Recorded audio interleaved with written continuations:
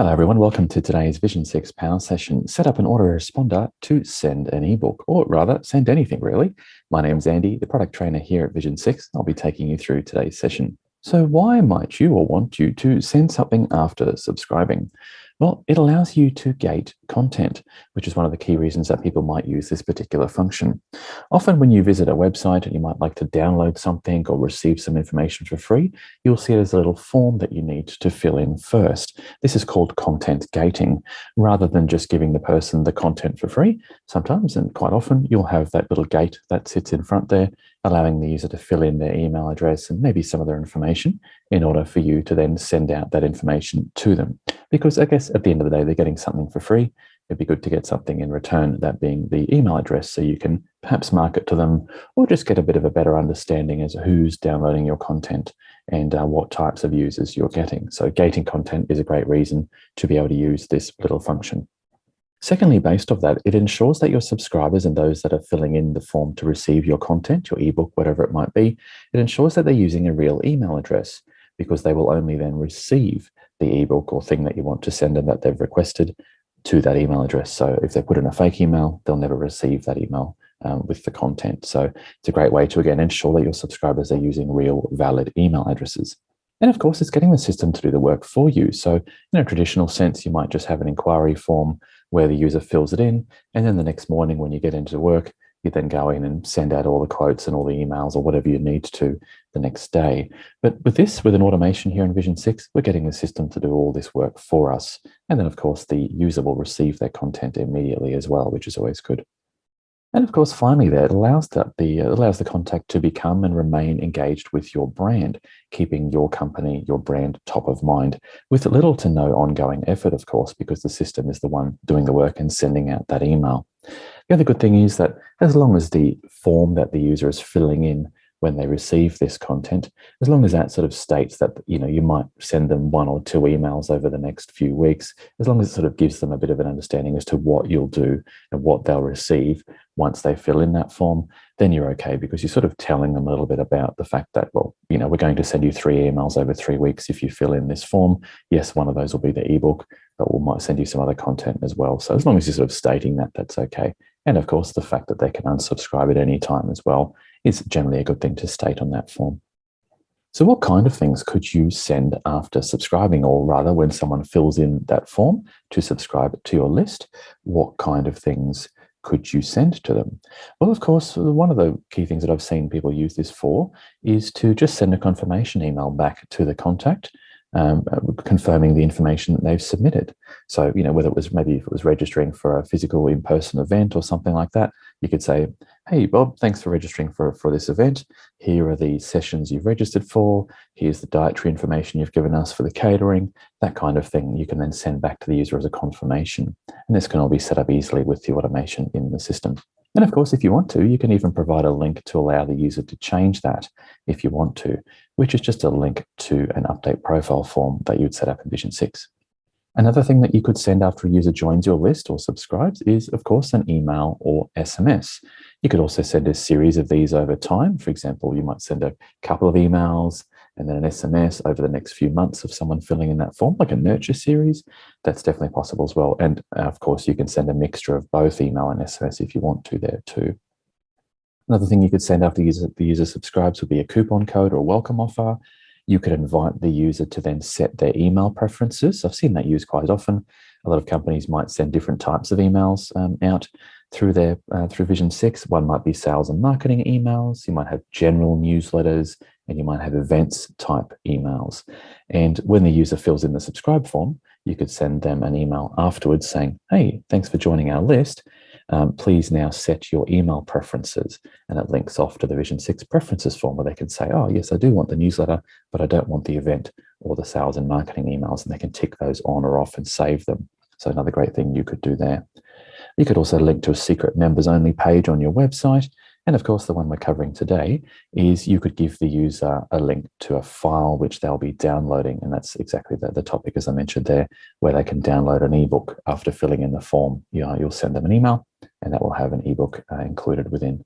And the great thing about that is you get the reporting as well. So, normally if you'd have this on your website where they just click a link and get the ebook for free without filling in a form.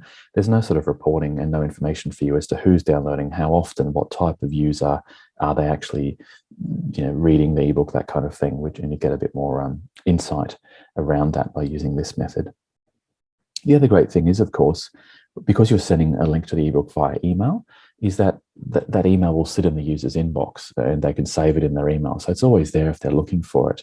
Whereas often if you just give them a link on a website, it downloads, it goes into their downloads folder, and then if the phone rings or something happens, they've just forgotten about it because it's just sitting in a folder on their hard drive somewhere. So the great thing, of course, by sending it via email is it's always there for them to come back to. So let's jump into Vision 6 now and have a look at how to set this up. So how do we send something to a contact once they've subscribed?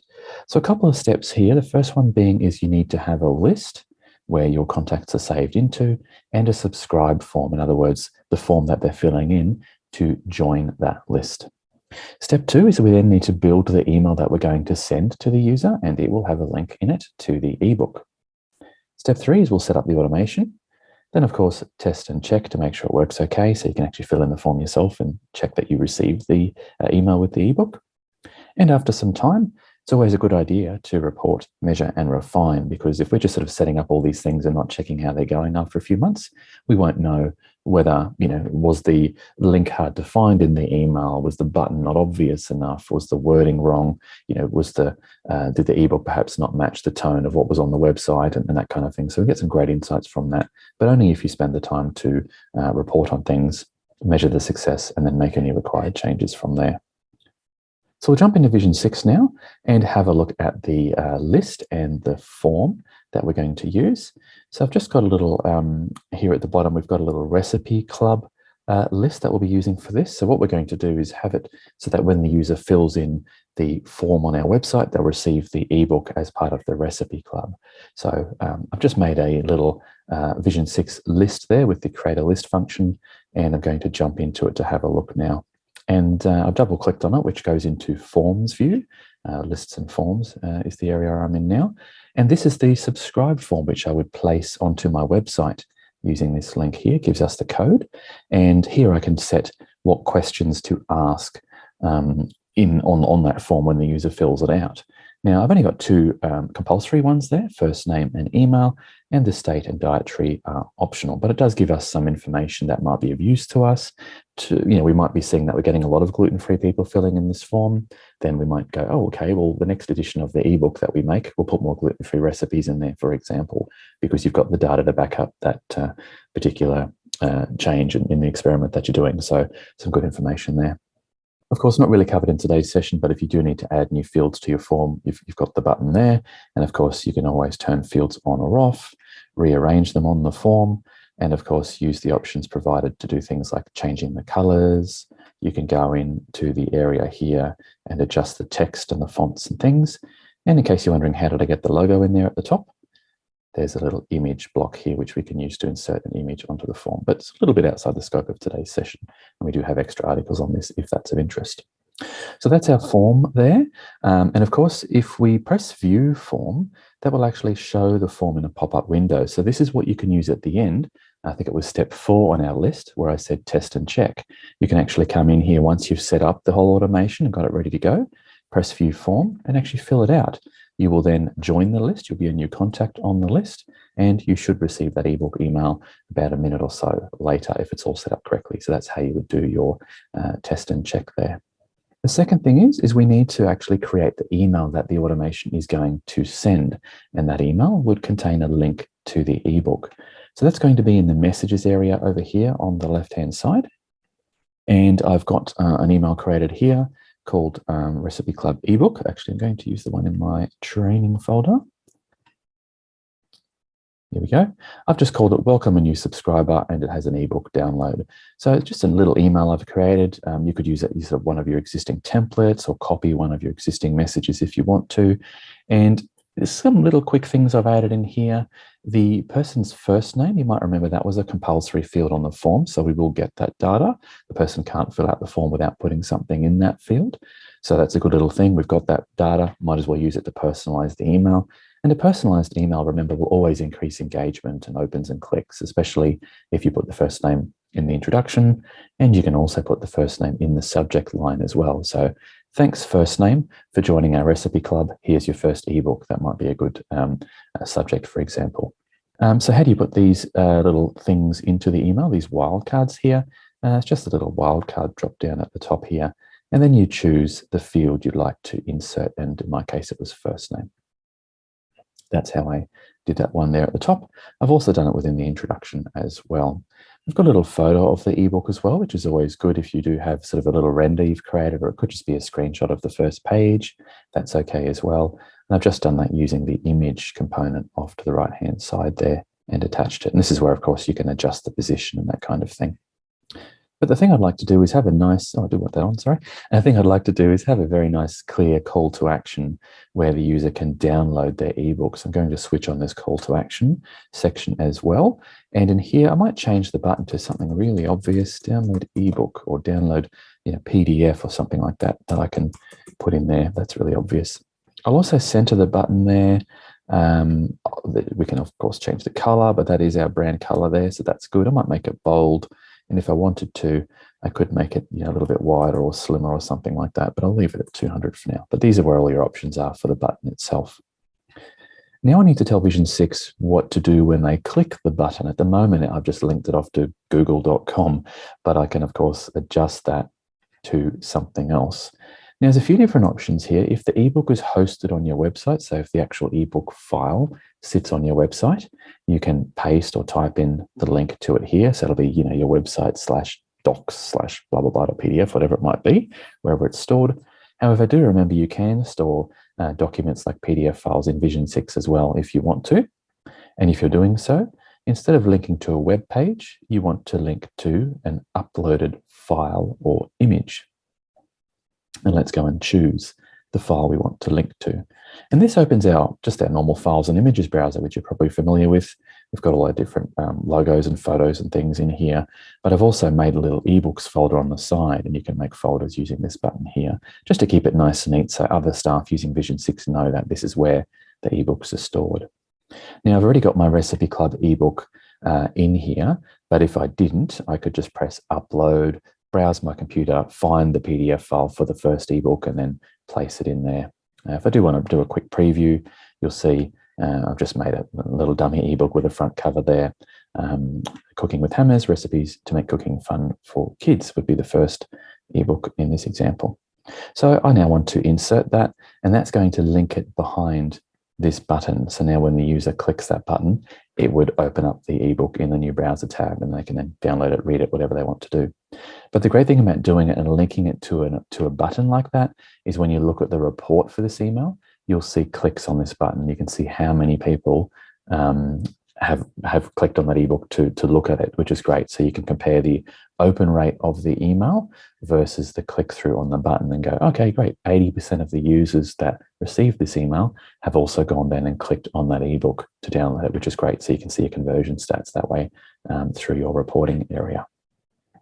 So that's step 1 and 2 done. We've created the list, or it was already there, and the subscribe form. Then we've built the email and linked it to the ebook. Step 3 now is to set up the automation. So we'll come across to automation here. I won't save my changes, but normally you would there. So here in the automation, so we'll come across to the right here and create a new one. And you could do this one if you want to. I always like building my own, so I'm going to choose the first one. They do very similar things. So I'm just going to build my own. And the first question is, okay, we're building this automation. What's the trigger? So what's the event that will force the automation to start? And that would be someone subscribing to the list, aka filling in that form. The second question is, okay, great. They're subscribing to which list? So now I need to pick my Recipe Club list, which is the one that had that form attached that we were looking at before. Step 3 is, okay, great. So if someone now subscribes to this list, what do we want to send them? There it is, Recipe Club ebook number 1. And the next step is, when would we like to send this? Well, most cases, you probably want to set that to send straight away. So someone's filled in that form on your website. You want to then immediately send them the ebook email which they've requested, so you can make that immediate. However, if you do need to, you can delay the sending of the email. This is handy if you want to automatically send the user an email to maybe set their preferences. You might set this to send one day later. So one day after they join your list, you could say, hey, first name, thanks for subscribing to our list yesterday. How about you now set your preferences so we don't bombard you with too many emails? So that might be a good use case where you decide to send it one day later as opposed to immediately, because you may want to give it some time, but up to you. In this case, we'll choose immediately and then save that automation. You can rename it as well. So if you want to make it a bit more obvious as to what this automation is doing, there's a little function here to rename it. And on the right, you can go in and edit it at any time. But if we click on that to have a look, you will see that it is turned on by default. So all I need to do now for step 4, test and check, is come into my lists and forms, go into my recipe club. Now I can either embed this onto the website and actually fill it in through the website if we've gone down that route using all this code, or I can just press view form. It opens up a little pop-up window here in Vision 6 and I can actually go and fill it out. Press join, and I will then, within about a minute or so, receive the ebook email that I've just created as part of the automation. And then I can click it, test the link, make sure everything is okay. So a couple of quick FAQs there. Can I change the timing of the send? Yes, definitely. That was just in the automation section where I showed you the timing. Can we add more steps into the sequence? Absolutely. It's absolutely rather. Here in the actual automation itself, you can add more steps. So you just press new message, or you can clone an existing one to save you some time. And then you go in and maybe let's send ebook number 2, and we might send that maybe 5 days, not 15, 5 days later, we might send the second ebook in the series. So now I've actually built up a quick nurture where it sends sending 2 emails over time. So that's certainly something you could do there as well, adjusting the timing and adding more steps to it. And the last frequently asked question I usually get is, how do I change it from an email to an SMS? Or how do I make one of them an email and one of them an SMS? The good thing is Vision 6 kind of treats them as the same thing. So when I'm going in and say my second ebook here, I want to make an SMS message. When I just choose the option here that says, what message am I sending? I just choose an SMS, and you'll see that Vision 6 knows it's an SMS. So it's kind of grouped them in this little drop down here. So I'll just choose an SMS instead. And that's now going to send out this SMS. Thanks for joining first name. Here's 10% off, or here's a code for 10% off for online orders. So that's an SMS I could put on in the workflow and save that, and it would then send. A few things to know: if you're using SMS, the person will need to have a mobile number on their account. So that's probably a field you would want to add to the form. You don't have to make it compulsory, but if there is no mobile number, the SMS won't send. It will kind of skip this step for any customers that or contacts that don't apply. So that's quite a smart thing. And you'll need SMS credits as well added to your account. And one other quick bonus tip as we come into the end of the session in the last few minutes here is, why not personalize your autoresponder with our conditional content feature? So one of the things you might remember is on that form, we asked if the user was gluten-free and vegetarian, etc. So why not use that information to your advantage? So what you could do is, when you're building your email, you could have parts of it change. So a gluten-free user would see this information and photo, and a non-gluten-free user would see this information and photo within the email. So that's something you can do in Vision 6 with our conditional content feature. If you want to know more about that, we have run Powersessions in the past, and also in our help center, you'll be able to find more information about how to use conditional content as well. And again, it's all about making the email as engaging as possible and making it relevant to the contact, because the more it is as such, then people will respond to it, they'll engage with it, they'll click through, because it's very highly, almost hyper-personalized for that user and their interests. So the great thing is, this really doesn't take long to set up. And once it's set up, set and forget. You just do it once in your email, and every time that automation sends, it uses the right version of the email based on what Vision 6 knows about your contact. So a really great little feature there. Might as well use it because it's there for you. Thank you very much for joining today's session. I hope you enjoyed it. My name's Andy. Enjoy the rest of your day. Thanks again.